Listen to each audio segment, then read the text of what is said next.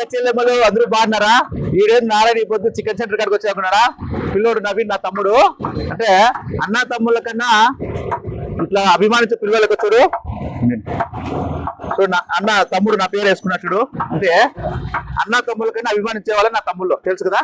Naveen chicken centre అని ఇక్కడ మన షాప్ ఉంది కదా, రిలయన్స్ మార్ట్ దగ్గర. తమ్ముడు చికెన్ సెంటర్ నడుపుతాడు.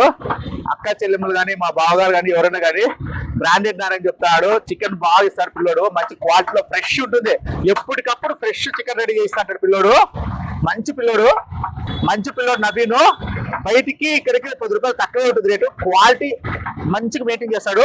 ఇంక రేపు ఆదివారం కదా, బ్రాండెడ్ నారని చెప్తాడు. అక్క చెల్లెమ్మలకి రిక్వెస్ట్ చెప్తున్నాడు, మీరు ఎక్కడ చికెన్ పోతండి, మన తమ్ముని దగ్గర కొనండి, ఒకసారి టేస్ట్ చూడండి. మా వాళ్ళు చికెన్ చేస్తే మీరు వండమని చెప్పండి. అక్క చెల్లెమ్మలు చెప్పిన షాప్ కే పోవాలని చెప్పండి. అక్కలు నవీన్ మన పిల్లోడేనో చూడండి. ఇది వచ్చే శ్రీనివాస్ నగర్ రిలయన్స్ మార్ట్ దగ్గర ఉంటుంది. మీకైతే కనుక ఫ్రెష్ ఎప్పటికప్పుడు కోసి పెడతా ఉంటారు. వర్కర్స్ వచ్చేసి 4 ఉంటారు. ఇట్లా మధ్యలో కార్నర్ ఉంటుంది షాపు.